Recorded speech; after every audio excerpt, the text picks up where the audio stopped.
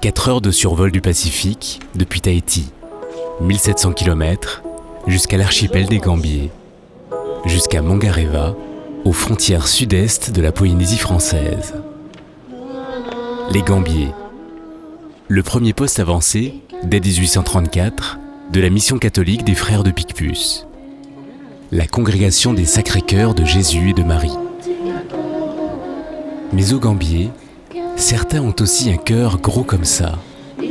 Nous avons rencontré 3 d'entre eux.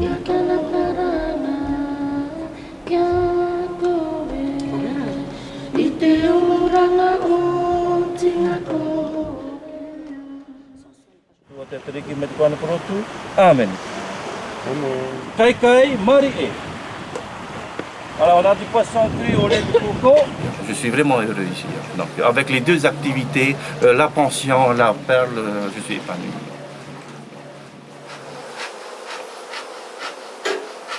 Ah, c'est beau, hein?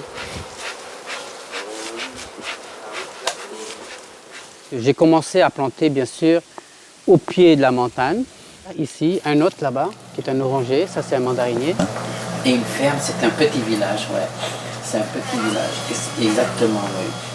Donc moi, j'enseigne au CED de l'école de gravure.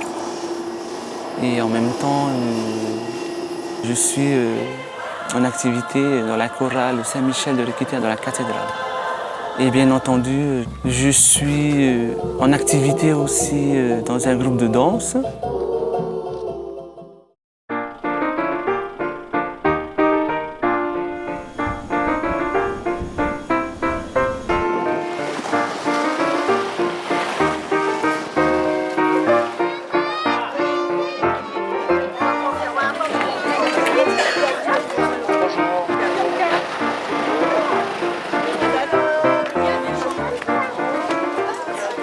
Ce qui me plaît, c'est surtout le contact avec les gens et avoir la fierté de pouvoir donc montrer cette richesse à toutes les personnes qui veulent visiter les Gambiers, quoi. Et ce qui me fascine le plus, c'est surtout toutes ces constructions qui ont été réalisées sur nos îles avec le peu de moyens qu'il y avait autrefois.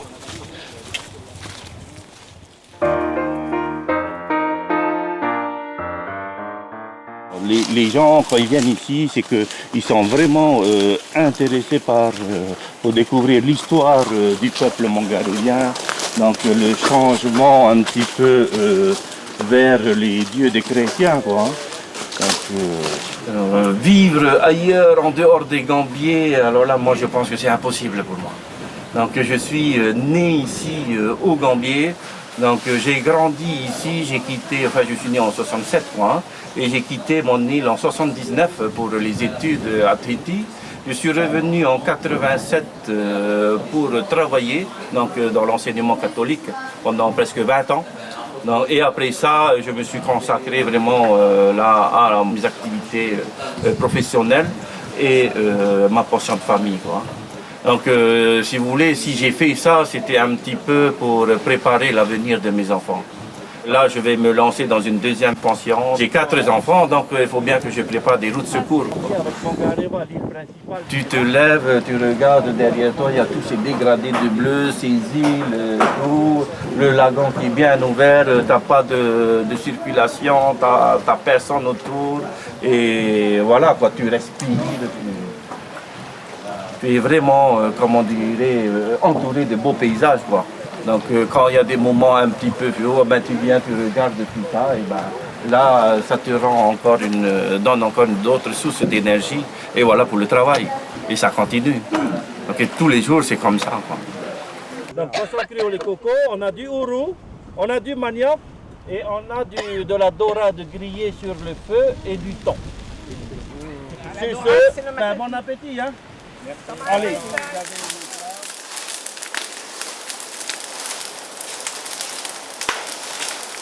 Tous les 6 mois, donc on vient ici, on fait un grand nettoyage comme il faut. Et après, ben voilà, 6 mois après, on revient. Là, c'est une initiative privée, c'est personnel, parce que ben, là, si personne ne fait, ben, on n'aura rien à visiter, quoi. Donc, et pour aussi ce que nos ancêtres nous ont laissé, c'est vraiment magnifique. Ce sont des chefs-d'œuvre, quoi. Et pour la mémoire, je ne veux pas que ça se dégrade, tout ça. Donc, on essaye de nettoyer au maximum, au moins 2 fois par an. Voilà. Donc là, je prends avec mes ouvriers, on vient ici, on se donne à fond pour une journée.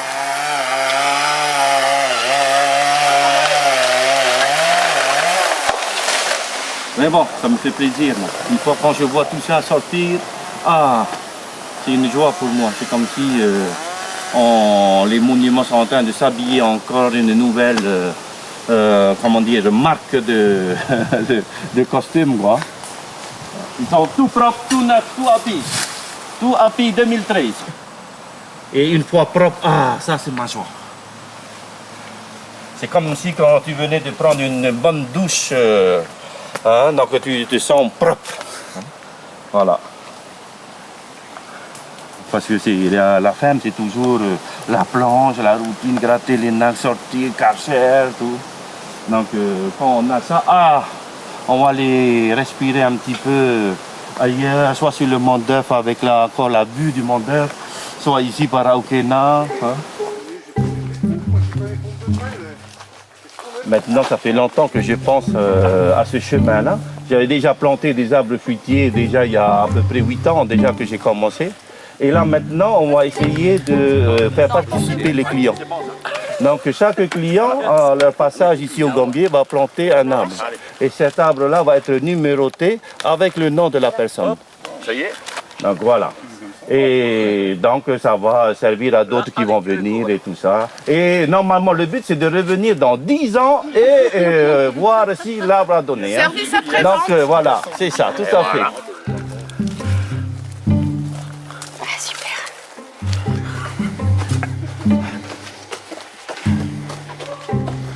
Parce que le problème ici, c'est surtout les bœufs sauvages. Parce qu'il y a les bœufs qui viennent par ici et après ils écrasent un petit peu les plants. C'est ça le problème. Ça y est, un beau pamplemousse là. Donc voilà, donc tu pourras porter jusqu'au sommet du Mont d'Œuf et là on va déguster au sommet. Hein. Donc ça te rajoute 1,5 kg de plus.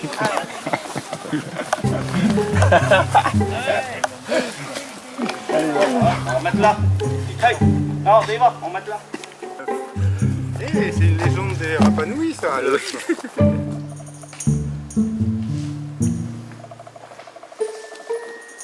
Bon, tiens ça, parce qu'il faut que tu ramènes là-bas, là. Katea. Oh, c'est pas beau, ça? Ouais. Hein? C'est biodégradable, hein? Eh ben, je suis propriétaire d'une ferme pellière aussi.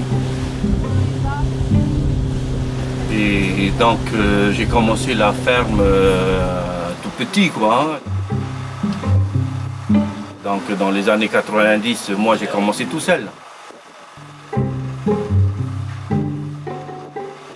Avec ma petite pirogue, un moteur 9-9, tout ça, en greffant 5-6 000 nacres par an. Et avec le temps, j'ai grossi comme tous les autres femmes perlières, les perliculteurs. Et aujourd'hui, je me retrouve avec 13 travailleurs en permanence sur la ferme, et plus mes greffeurs chinois. Voilà, tout le monde s'y met. Voilà, avec cœur, hein. Ils sont fiers de réussir. Allez, petit. Voilà. Que rêver de mieux, c'est vrai. Voilà, une équipe qui marche bien. Voilà, une entente. Vraiment, c'est pas que des travailleurs, c'est une famille, quoi. Hein. Non, mais je tire un grand chapeau à mes travailleurs.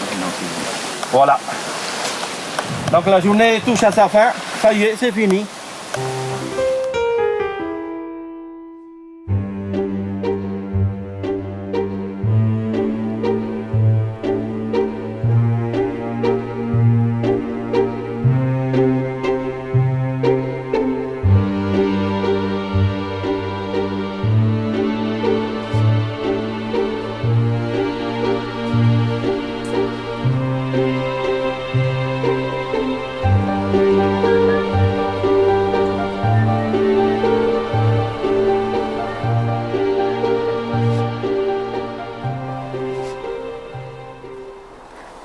Je me plais ici, oui.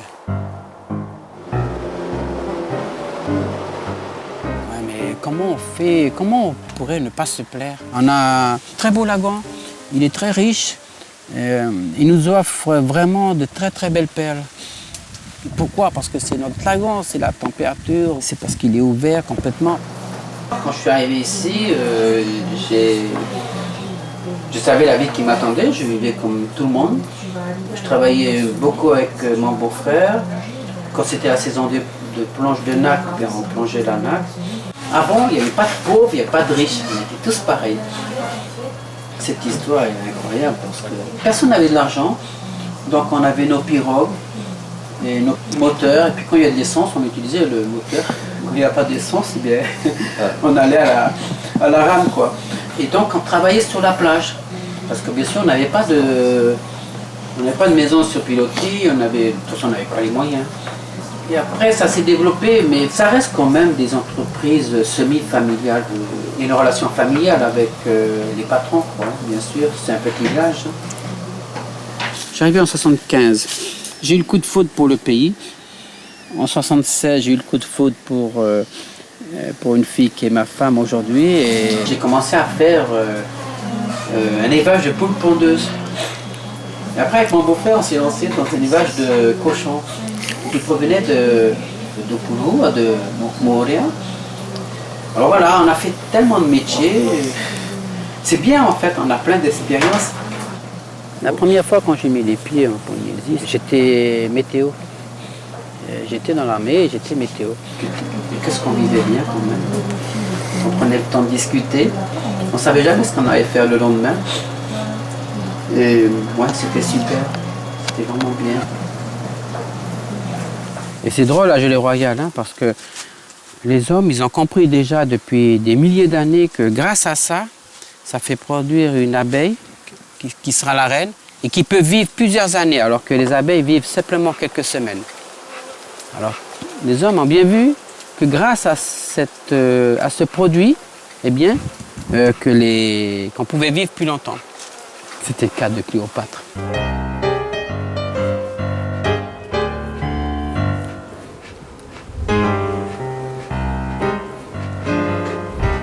Ah, c'est beau, hein? Depuis les années 80, ça fera maintenant 30 ans que je fais du miel. Alors, je ne connaissais rien quand je suis arrivé. Et donc, je suis arrivé à plus de 300 ruches, sans m'en rendre compte. Un apiculteur à Tahiti qui me disait, écoute, moi j'ai besoin de miel. Et je lui ai envoyé par fût de 120 litres. Et une année, on est arrivé jusqu'à 6 tonnes et demie.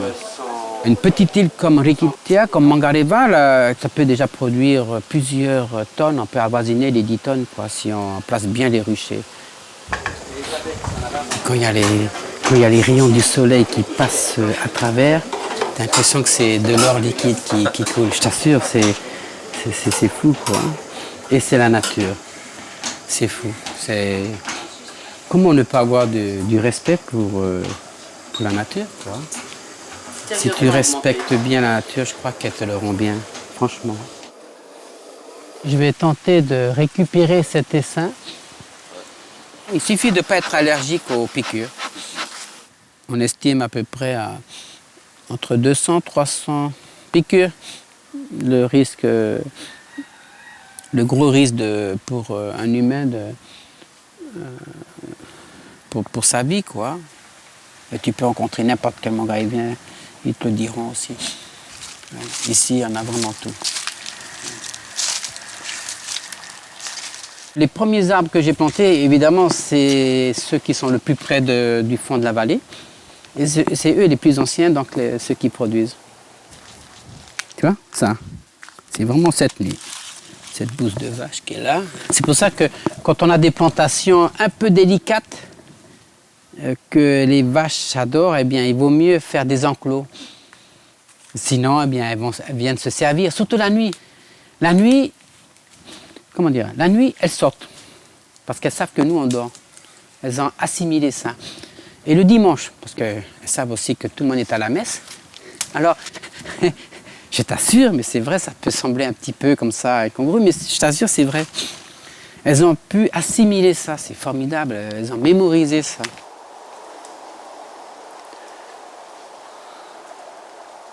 Ça peut paraître un petit peu, un peu fou d'investir dans des une plantation dans la montagne sur des terres qui appartiennent soit à personne ou soit à quelqu'un d'autre, quoi.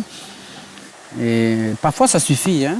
Il suffit d'une ou deux personnes un peu folles, sans vraiment intérêt particulier, personnel.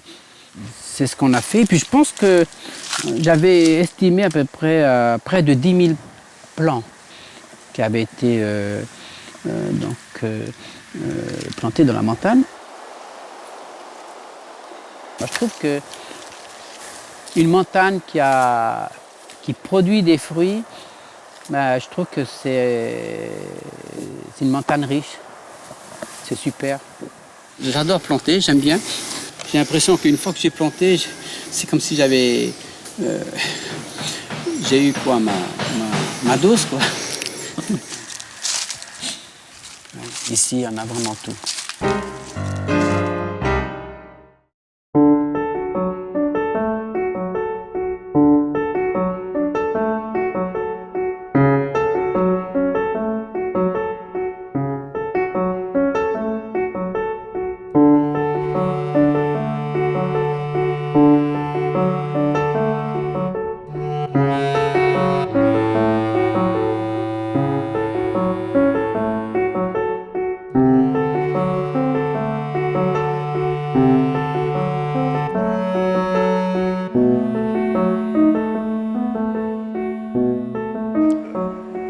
Qui est Dani Paeho?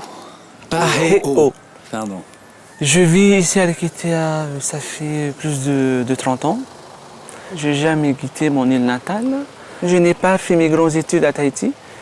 Suite à mon parcours scolaire du primaire, j'ai continué mes études à l'école du CED. C'est à partir de cette année, en 2005, que j'ai enseigné au CED de l'école de gravure.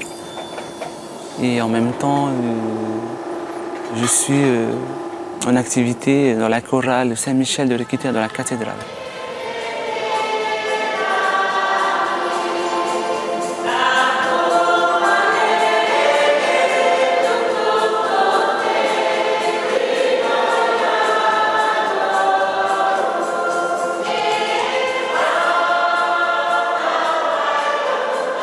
Les enfants, c'est vraiment une chorale à part entière, c'est-à-dire qu'ils ont une octave au-dessus de la première et ils ont vraiment une voix qui envoûte presque toute l'assemblée dominicale parce que, un, ce sont des enfants et deux, tu peux les manier à la baguette par rapport à une chorale de jeunes ou de personnes âgées. Et sinon, nous avons 3 ou 4 chants mangariviens qui sont intégrés dans la liturgie dominicale. C'est fluide parce qu'ils apprennent le mangarien déjà à l'école. Ils apprennent le mangarivien à la maison. Le CD, bien sûr, veut dire c'est un centre éducatif au développement. Je dirais que c'est une école d'une dernière chance pour tous les élèves qui sont bannis dans d'autres établissements. C'est pas facile aussi d'encadrer des jeunes, des adolescents de 19 ans. Alors on est là à essayer, à les contrôler. Mais ça va, je tiens.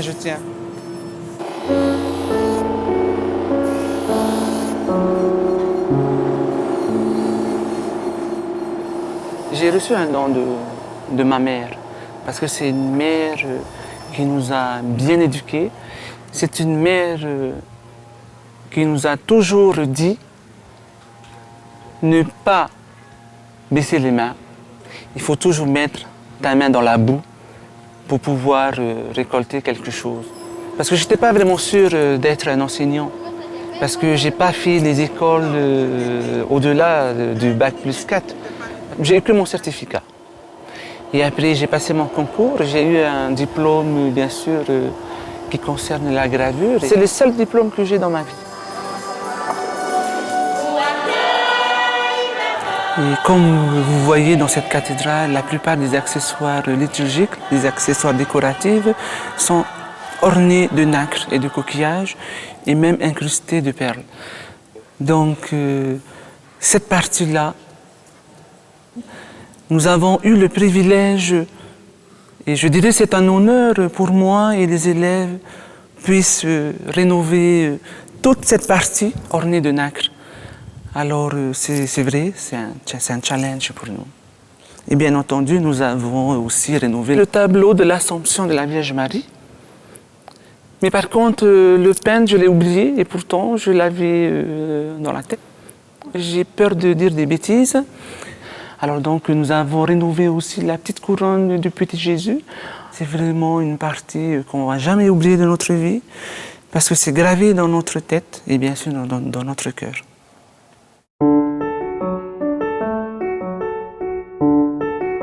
Nous avons une trace à travers nos idoles et nous avons un chemin à parcourir à travers les missionnaires. Nos tikis, nos ancêtres ont été sauvés quand même par les missionnaires. Ces tikis, c'est mon histoire, mon patrimoine, c'est mon identité. C'est qu'à partir de 25 ans, je me suis intéressé dans ma culture. Je suis en activité aussi dans un groupe de danse. Dans ma jeunesse, j'étais très disco. J'ai appris la Zumba. J'ai appris à danser la Zumba. À cette époque, mes grandes sœurs ont toujours dansé dans la jeunesse parce que par rapport à moi et à elles, elles sont très traditionnelles. Et du jour au lendemain, il y a eu ce déclic dans ma tête. Et à partir de cette année-là, j'ai commencé mon Heva, mon tout premier Heva, je me rappelle. J'ai toujours gardé le nom de ce groupe, alors il s'appelle Toromiki Angauru. Ça veut dire les enfants de Angauru. Angauru, c'est la vieille appellation de Mongareva.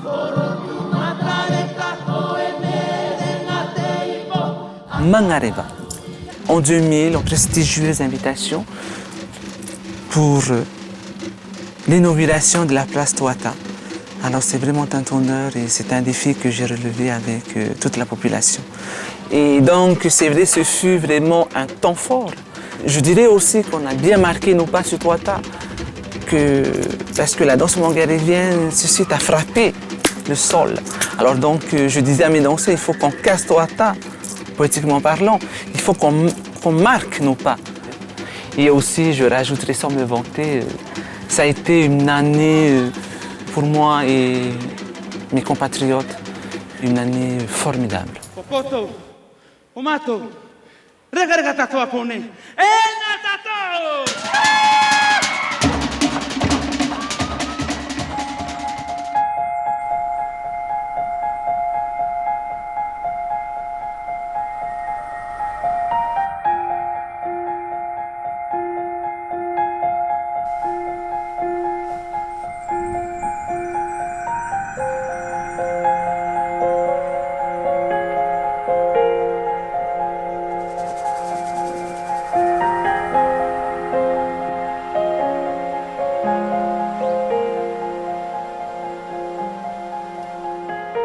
J'espère que le bon Dieu me donnera encore une très très longue vie, que je puisse donner, donner et donner.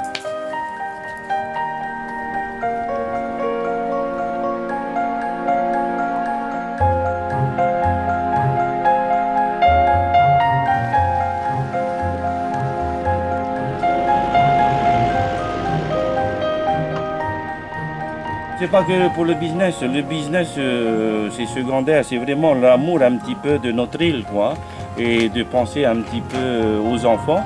Et comme ça a été un petit peu transmis, un peu ce goût-là par les vieux, Daniel Teakarotu avec Dominique Devaux, et maintenant moi, et peut-être les jeunes de demain. Donc c'est un petit peu la relève.